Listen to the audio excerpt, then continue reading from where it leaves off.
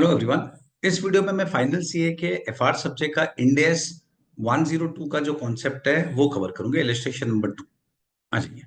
XYZ limited issued 1000 SARs that vest immediately to its employees. ये immediately vest हुआ है on 1 April X0। The SARs will be settled in cash. SARs जो होता है वो generally cash में settle होता है। SARs का मतलब क्या होता है? SARs का मतलब कंपनी अपने एम्प्लॉइज को डिस्काउंट में शेयर्स नहीं देता है। कंपनी अपने एम्प्लॉइज को जो डिस्काउंट है उसका कैश दे देता है। एक एग्जांपल देके बताता हूँ। समझो कंपनी का शेयर का मार्केट प्राइस है 150 और नॉर्मली कंपनी अपने एम्प्लॉइज को 120 पे शेयर इशू करता है तो 30 रुपीज का डिस्काउंट देता है।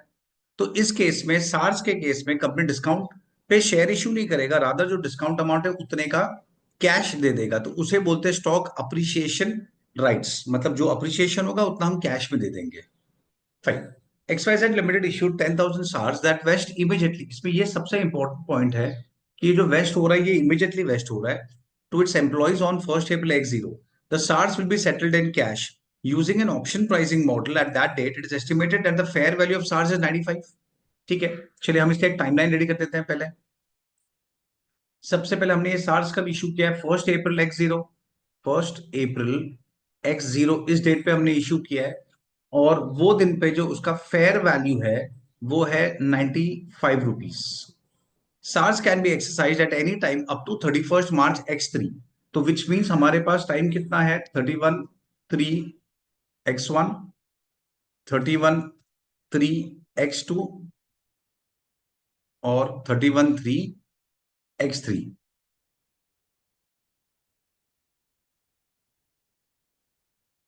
हाँ, 31/3/H2 और 31/3/X3 हमारे पास इतना टाइम है। 3 साल में ये एक्सरसाइज होगा।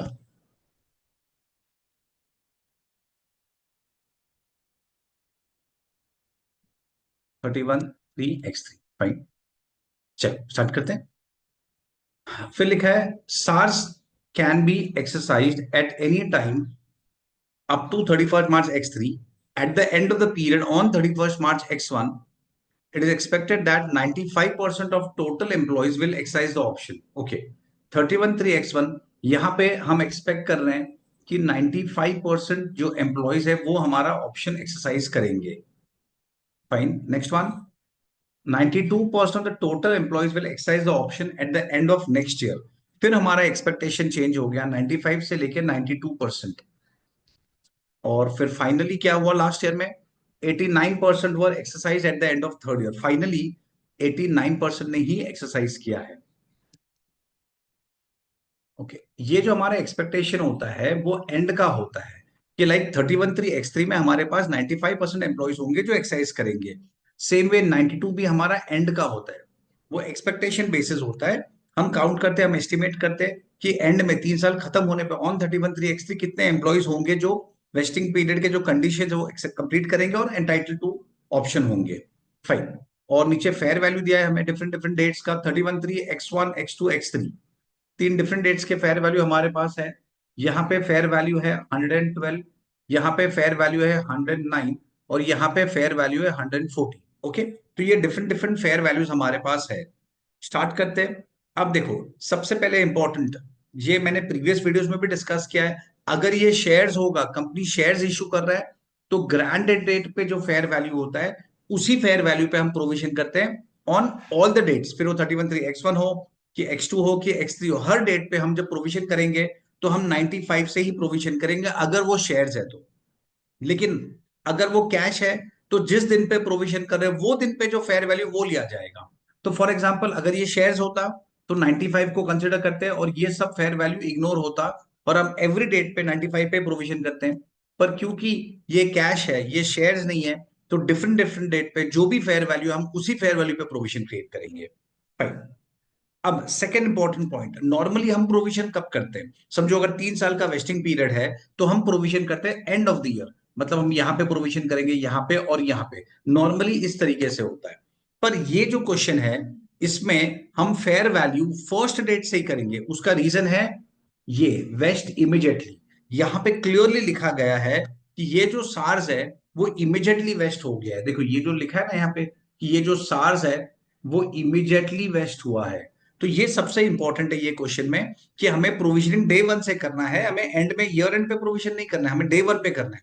हाँ, फिर हर ईयर एंड में तो करेंगी, लेकिन प्रोविजनिंग डे वन से स्टार्ट होगा। मैं रिपीट करता हूँ, नॉर्मली हम प्रोविजन कब करते हैं? एवरी ईयर के एंड में। पर इस क्वेश्चन में हम प्रोविजन कहां से करेंगे? Right from day one. चलो, तो अब मैं आता हूं 14x0 पे आता हूं। चलो 14x0 पे हमारा एंट्री एम्प्लॉय कॉम्पनसेशन एक्सपेंस है, employee benefit expense account debit, employee benefit to share based payment SBP. अगर हम शेयर दे रहे हैं तो हम लिखेंगे share based payment reserve equity, लेकिन हम कैश दे रहे हैं, इसमें हम कैश दे रहे हैं ना, तो कैश दे रहे हैं तो हम लिखेंगे एसबीपी लाइबिलिटी, एसबीपी लाइबिलिटी। चलो कैलकुलेशन यहां पे कर लेते हैं, इसका कैलकुलेशन चलिए साइड में बताता हूँ, कैलकुलेशन यहाँ पे ले लेता हूँ। हमारे पास टोटल कितने सार्स हमने दिए? देखो 10,000 सार्स है, दैट वेस्ट इमीडिएटली। चलो, तो 10,000 सार्स हमारे पास है, और डे वन पे उसका फेयर वैल्यू है 95, वो मैंने यहां से लिया है, देखो 95। और कितने एम्प्लॉयज एक्सरसाइज करेंगे, तो वो लिखा नहीं है, तो हम ये मान के चल रहे हैं कि 100% एम्प्लॉयज एक्सरसाइज करेंगे। ओके, तो इस तरीके से। अब इसके बाद क्या हमें इसे इनटू 1/3 करना है, क्योंकि 3 साल का ऑप्शन है, क्या ये करना है कि नहीं करना है? तो मोस्ट इंपॉर्टेंट थिंग इसमें ये 1/3 नहीं होगा। देखो क्यों नहीं होगा, स्टूडेंट्स को एक हैबिट होता है कि भाई हम नॉर्मली जो भी हमारा प्रोविजनिंग है हम वो 1/3 करके करते हैं, 3 साल है तो 3 साल में डिवाइड करेंगे ना प्रोविजन। पर इस सब में हमें नहीं करना है, रीजन क्योंकि ये इमीडिएटली वेस्ट हो चुका है। ये कोई 3 साल का नहीं है, ये इमीडिएटली वेस्ट हुआ, ये इमीडिएटली वेस्ट हुआ है, इसीलिए हमें 1/3 नहीं करना है।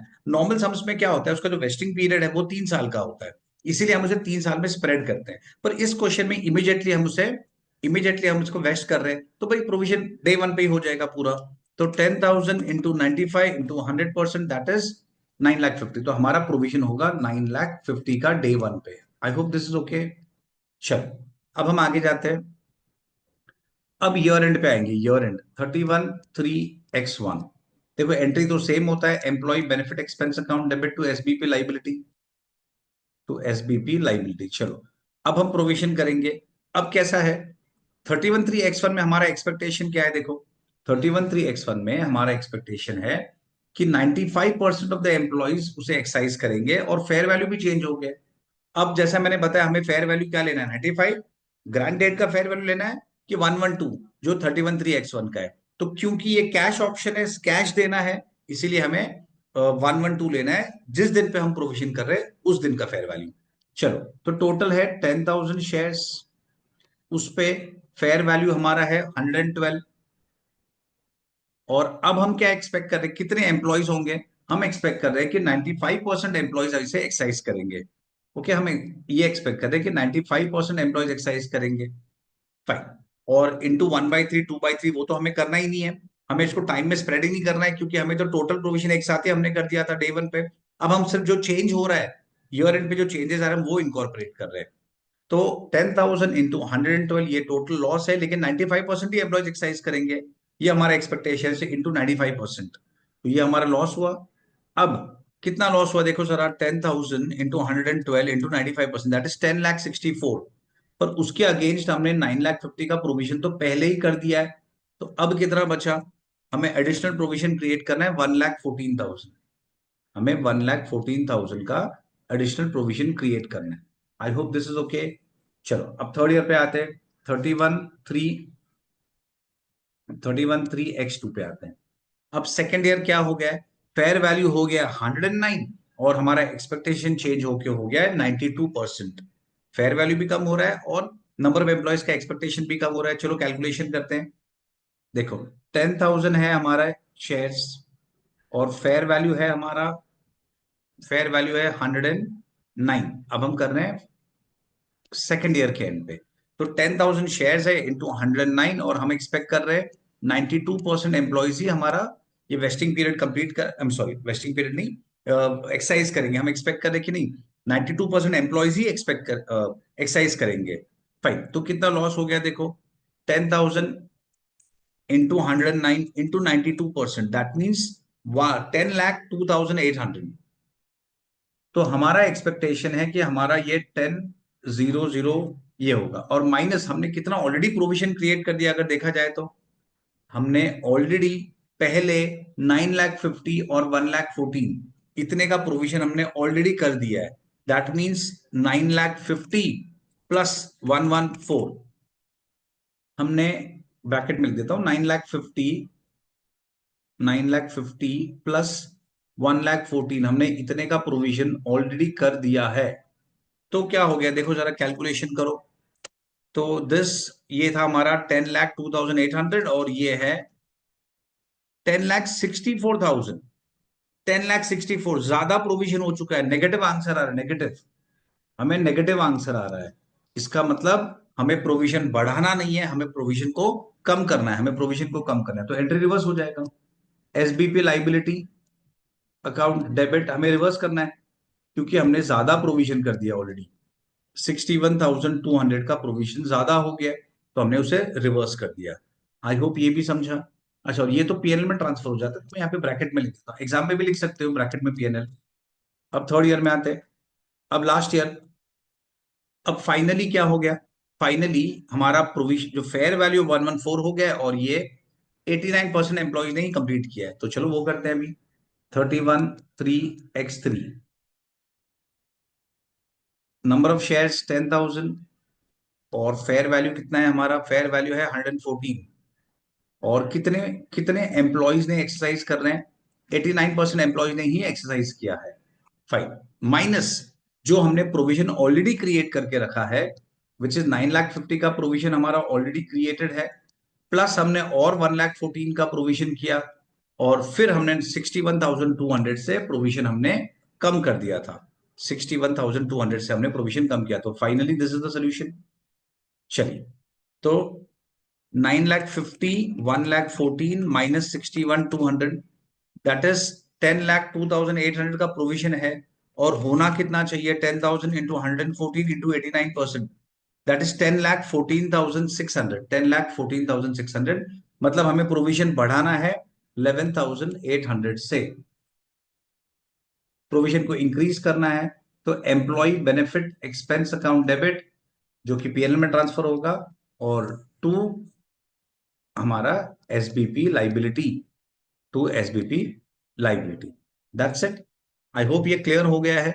तो हमने प्रोविजन कितना किया था, 10,000 इंटू 114 इंटू 89%, दैट मीन्स 10,14,600 का प्रोविजन हमें चाहिए था। This is the required amount. और उसके अगेंस्ट हमारे पास 9,50,000 प्लस 1,14,000 माइनस 61,200 हमारे पास, ये जो मैंने इन तीनों को मैंने जस्ट एडलेस किया, 10,02,800 का प्रोविजन ऑलरेडी था। That's it. तो हमने 11,800 का एडिशनल प्रोविजन कर दिया, और अब हमारा प्रोविजन कितने पे दिख रहा होगा, हमारा प्रोविजन ये अमाउंट पे दिख रहा है।